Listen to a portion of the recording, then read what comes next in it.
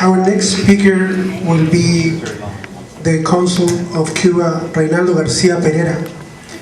Thank you very much to the organizers for inviting us to this event, which we believe is very important. Solidarity with Latin America is important.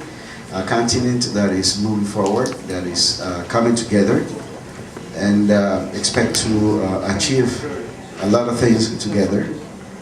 I also would like to thank the previous speaker for the nice words that she mentioned in relation to my country. No doubt about it that had it not been because of the solidarity we have received from the different countries of the world, the task would have been a lot more difficult for Cuba to put up and stand against all the blockade and the US measures against our country. Also, I would like to speak at this juncture of ALBA, which is an initiative launched by President Chavez and Fidel to bring together Latin American countries and achieve economic independence, but mainly to trade and cooperate among ourselves to do away with colonization and foreign forces. I also would like to express my satisfaction for Correa having recovered power in Ecuador, and express my certainty that sooner than later Honduras will also be in the hands of its best men and women.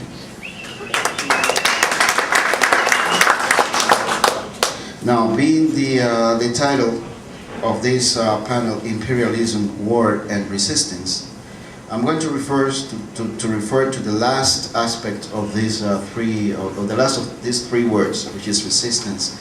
And in that respect, I'm going to talk about a resistance that the Cuban people has stated or has put vis-a-vis the US blockade, which has been there since 1962. I brought what I'm going to say here. I brought it in English. I brought it in Spanish in case somebody wants to reproduce it afterwards, or somebody wants to read it, or in case you do need a translator. It is in Spanish just to ease the work of the translator. I don't know. Is it okay if I speak in English? And no translation? Is it okay? Okay. So we go ahead. Well, the historical conflict that has characterized US-Cuban relations for more than 200 years has its genesis in the desire of the various US governments to control Cuba's destiny and the permanent determination of Cubans to defend their right to be a free and independent sovereign nation. This desire reached its maximum expression with the triumph of the Cuban Revolution in 1959. Since that time, successive US governments have used the same policy instruments with different nuances to destroy the Cuban Revolution. The economic, commercial, and financial embargo, suppression, and psychological and propaganda warfare have been the permanent instruments of a policy systematically directed to such effect. Because of its nature, the US embargo against Cuba qualifies as genocide by virtue of Section C of Article 2 of the Geneva Convention of 1948 on the prevention and punishment of the crime of genocide, and as an act of economic war, according to the stipulations of the Declaration regarding Maritime War adopted by the 1909 London Naval Conference.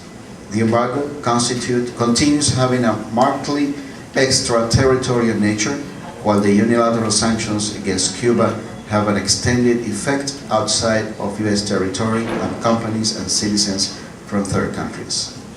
Strictly speaking, not even a new democratic government in the US, presumably in the mood for a philosophy for change, has meant any essential change in the embargo policy. Cuba still cannot freely export and import products and services to or from the United States. It cannot use the US dollar in its international transactions or have accounts in that currency in third country banks if it is a national or Cuban company, nor can it have access to loans from American banks, their affiliates in third countries, and international institutions such as the World Bank, the IMF, or the Inter-American Development Bank. The Torricelli and Helms-Burton Acts in force and their extraterritorial applications continue to discourage Cuba trade with subsidiaries of US companies in third countries, as well as threaten and apply sanctions on businessmen who wish to invest in Cuba at the same time as they make the maritime transport of goods between Cuba and third countries difficult and more expensive, by prohibiting vessels that have stopped in Cuba ports or transported goods on behalf of Cuba from entering U.S. ports for 6 months, or preventing access by vessels with Cuba crews even though they have been sailing under the flags of third countries.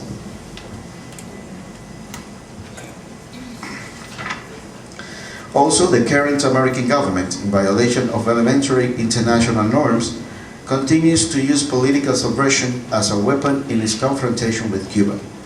With the aim of promoting subversive programs, a total of $40 million was approved for the 2009 and 2010 fiscal years.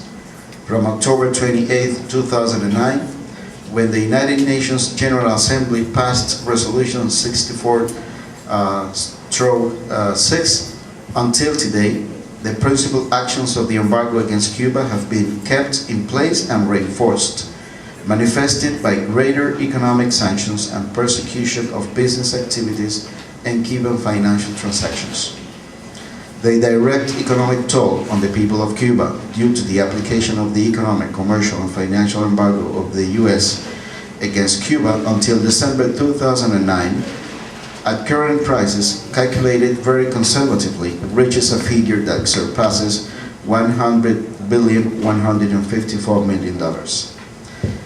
This amount would increase to $239,533 million if the calculations were made taking the inflation rates of U.S. retail prices as a base, using the CPI calculator of the United States Department of Labor Bureau of Labor Statistics.